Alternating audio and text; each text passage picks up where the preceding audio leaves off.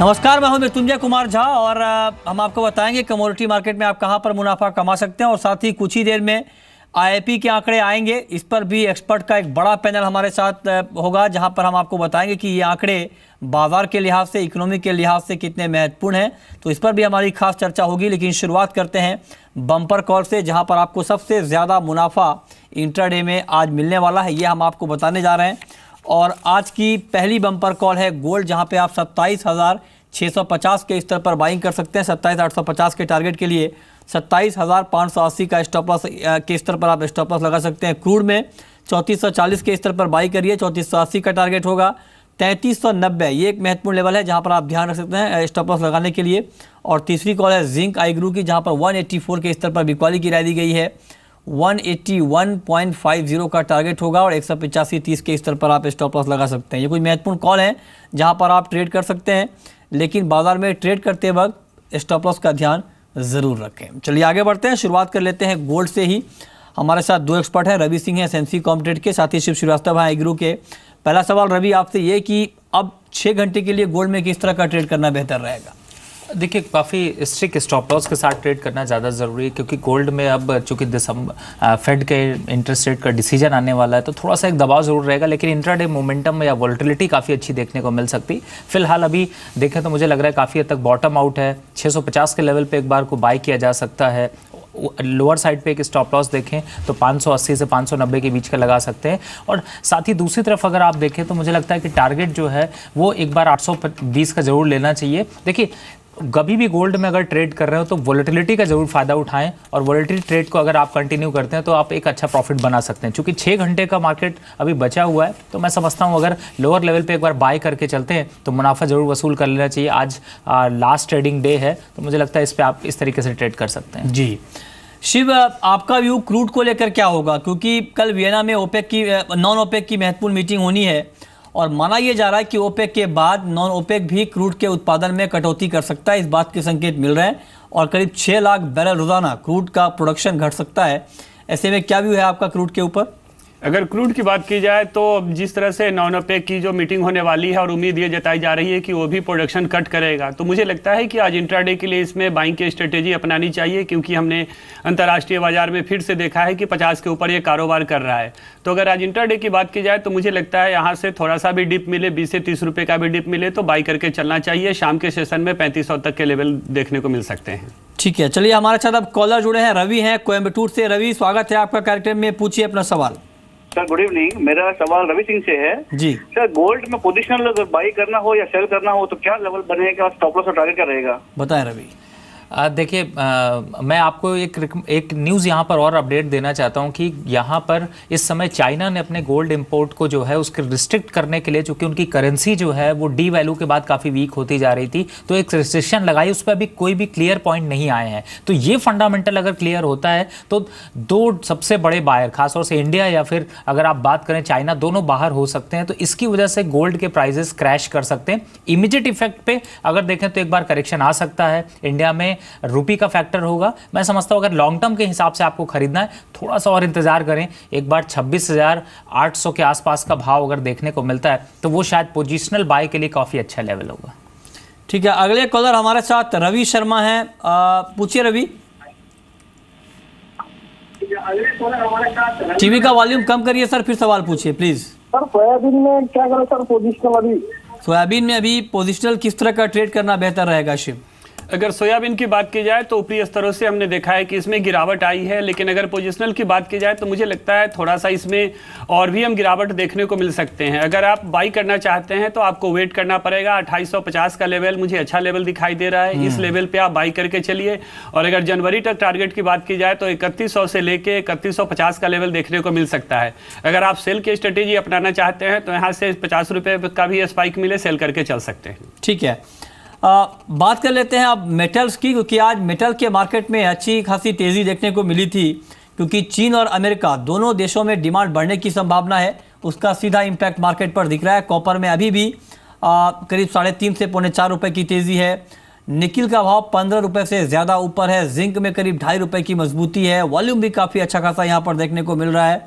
Metal में आपकी topic आज के लिए क्या होगी रवि? देखिए मृत्युंजय जी, सबसे बड़ी बात है, आपने थोड़े से फंडामेंटल मैं भी ऐड करना चाहता हूं। एक तो पहली बात है कि अब अगर कॉपर की बात कर रहे हैं तो वो रेंज छोड़ दीजिए कि 360 का लेवल आपको दोबारा मिलने वाला, थोड़ा मुश्किल है। वापस से जो रेंज चलेगा वो 380 रुपए से 420 रुपए के बीच का रेंज होगा। और दूसरी तरफ आपने निकल की बात करी, जिस हिसाब से फंडामेंटल डेवलप हो रहे थे आज से 3 महीने पहले मलेशिया में। जी जी, चलिए इस बीच आपको रोकना चाहूंगा। आप आईपी के आंकड़े इस वक्त आप आ गए हैं और -1.9, यानी कि आपको बता दें कि आईपी के आंकड़ों में भारी गिरावट आई है। इस वक्त की बड़ी खबर, आईपी के मोर्चे पर एक बड़ा झटका। सितंबर में आईपी के आंकड़े 0.7% थे, जो अब घटकर माइनस में यहां पर पहुंच चुका है। तेज गिरावट आई है। आपको बता दें कि इस वक्त की एक बड़ी खबर है, आईपी के नंबर आ गए हैं। अक्टूबर में माइनिंग ग्रोथ 1.1% की गिरावट माइनिंग में देखने को मिली है। तो इस वक्त की एक बड़ी खबर, आईपी के आंकड़े आए हैं और काफ़ी ज़्यादा यहाँ पर अक्टूबर महीने के आईपी आंकड़े में गिरावट यहाँ पर देखने को मिल रही है। माइनिंग ग्रोथ 1.1% तक घटी है। ये आप वाई ऑन वाई बेसिस के आधार पर ये आंकड़े आप देख पा रहे हैं। तो कुल मिलाकर अगर देखें तो आईपी के मोर्चे पर एक बड़ा झटका लगा है, ग्रोथ के मोर्चे पर। अब बाजार की अगली नज़र सीपीआई के नंबर पर होगी, लेकिन इस वक्त की खबर ये है कि आईपी के जो आंकड़े आए हैं वो खराब आए हैं।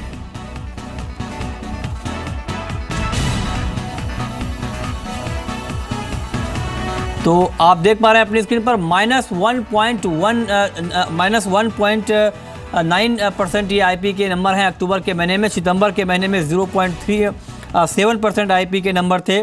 पिछले साल अक्टूबर में आईपी की ग्रोथ 9.9% रही थी। तो त्योहारी महीनों में छुट्टियों की वजह से आईपी में सुस्ती का अनुमान पहले भी जताया गया था। हमारे साथ सीनियर इकोनॉमिस्ट वृंदा जागीरदार जुड़ी हैं फोन लाइन पर। वृंदा जी, स्वागत है आपका जी बिजनेस पर। आपका पहला कमेंट क्या होगा? क्या आपको लगता है कि ये बड़ा झटका है ग्रोथ के मोर्चे पर? हेलो वृंदा जी, आईपी के नंबर आ गए हैं -1.9%, जबकि सितंबर में 0.7% था। कितना बड़ा सेटबैक मान रही हैं आप इनको?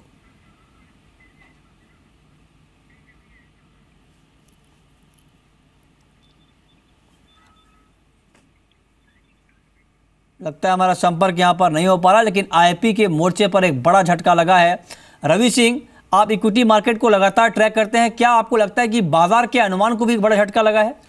जी बिल्कुल, देखिए इस समय जो आईपी के नंबर्स आए हैं, और मैं समझता हूं कि अभी तो बिल्कुल ये नंबर गिरावट की तरफ आए हैं, लेकिन आगे भी देखें तो शायद मेरे ख्याल से वो भी नंबर जो है वो कम होते हुए नज़र आएंगे। तो ये बहुत बड़ा एक ड्रॉबैक देखने को मिल सकता है। इक्विटी मार्केट जब यहाँ पर ओपन होगा तो उसमें भी इसका रिफ्लेक्शन देखने को मिलेगा। हालांकि लास्ट के सेशन में अगर देखें तो जिस तरीके से प्रॉफिट बुकिंग देखने को मिली है वो शायद ये दर्शा रही थी कि शायद आईपी के नंबर बहुत अच्छे नहीं आएंगे। तो मैं समझता हूँ कि खासतौर से माइनिंग सेक्टर को या इंडस्ट्री के सेक्शन को अगर देखें तो एक डीमोनेटाइजेशन का भी इंपैक्ट अब अगले जो आएगा आईपी का नंबर उसमें भी देखने को मिलेगा। तो ओवरऑल जो यहाँ पर एक प्रॉफिट बुकिंग या फिर आप ये कह दें कि एक थोड़ा सा डाउन ट्रेंड आपको इक्विटी मार्केट में देखने को मिल सकता है, क्योंकि आईपी के ग्रोथ की एक उम्मीद थी कि यहाँ पर थोड़े पॉजिटिव देखने को मिलेगा। ठीक है, हमारे साथ मनीलिशियस कैपिटल के हेड रिसर्च अविनाश गोरक्षकर जुड़े हैं। सर, स्वागत है आपका जी बिजनेस पर। आपका पहला कमेंट क्या होगा? अक्टूबर में आईपी की ग्रोथ -1.9% रही है, काफी बड़ा झटका है। आपका पहला कमेंट अविनाश।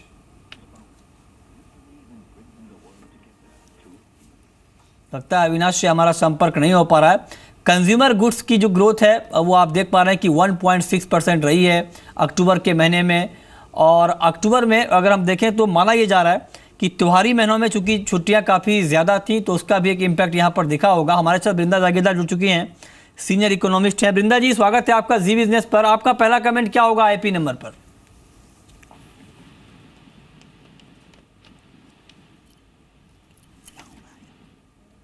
वृंदा जागीरदार, आपको आवाज आ रही है? हाँ, अभी आ रही है। हाँ। मैम, जो आईपी के नंबर आए हैं अक्टूबर महीने के बेहद खराब हैं, -1.9%। आपका पहला रिएक्शन? हाँ, डेफिनेटली ये बहुत ही डिसअपॉइंटिंग है, क्योंकि देखिए अक्टूबर महीने में इनफैक्ट सबसे ज्यादा होना चाहिए था। इस महीने में दिवाली भी थी, दशहरा भी थी, ईद भी था, तो इसलिए इस महीने अक्टूबर में जो ग्रोथ था वो should have been right at the top. लेकिन अगर यही आपको आप कह रहे हैं डिसअपॉइंटिंग है, तो देखिए आने वाले महीनों में तो और भी डिसअपॉइंटिंग होगा, क्योंकि नवंबर दिसंबर में तो डीमोनेटाइजेशन का इम्पैक्ट दिखेगा। और Right. उसमें तो ऑलरेडी हम देख रहे हैं कि यहाँ पर कंपनीज बंद हो रही हैं, कुछ कंपनीज बंद हो रही हैं, कुछ ले ऑफ्स कर रहे हैं, तो वो तो और भी नेगेटिव होगा। इसलिए ये प्रोडक्शन के लिए, ग्रोथ के लिए ये अच्छी बात नहीं है, अच्छी खबर नहीं है। वृंदा जी, अगर ब्रेकअप को देखें तो माइनिंग की ग्रोथ घटी है, कंज्यूमर ड्यूरेबल की ग्रोथ घटी है, कुल मिला के जो तमाम सेक्टर हैं वहाँ पर ग्रोथ में काफ़ी ज़्यादा गिरावट आई है। आपके हिसाब से आने वाले समय में कौन कौन से ऐसे सेक्टर होंगे जहाँ पर ज़्यादा गिरावट की आशंका आपको दिख रही है? मैन्युफैक्चरिंग तो और भी घटेगा। देखिए, कैपिटल गुड्स नेगेटिव 25% चल रहा है, तो दैट इज वन।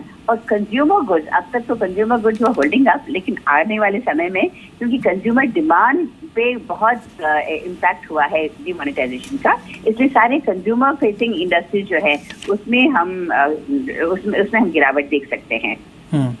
ठीक है, लेकिन वृंदा जी, जिस तरह से आपने कहा कि आने वाले महीनों में और गिरावट की आशंका है, तो ऐसे में क्या जो सितंबर के महीने के आईपी आंकड़े थे 0.7% के, क्या आपको लगता है कि ये आंकड़े बहुत ज़्यादा सस्टेनेबल नहीं थे और जो नंबर आए थे वो उसको लेकर कहीं ना कहीं कॉन्फिडेंस नहीं था मार्केट में, और ये एक वजह है कि जो कि गिरावट आई है? और दूसरी महत्वपूर्ण बात ये कि अब लंबे समय तक आईपी पर दबाव भी रहने वाला है, आपको ऐसा लगता है? हाँ, ये तो आपने बिल्कुल ठीक कहा कि लंबे समय तक आईआईपी पर और भी दबाव रहने वाला है, दैट इज फॉर श्योर। और जहाँ तक ये सेक्टर गिरावट की बात है, ये मेनली एक तो हाँ अक्टूबर महीने में छुट्टियां भी बहुत थी, तो इसीलिए वो भी एक इम्पैक्ट था, लेकिन कंज्यूमर डिमांड जो बहुत ज्यादा होना चाहिए था वो भी वीक है। इसलिए जहाँ अभी आगे चलते investment demand, consumer demand, export demand, ये तीनों ही जो ड्राइविंग फैक्टर्स हैं ग्रोथ के लिए, ये तीनों ही बहुत ही वीक रहेंगे।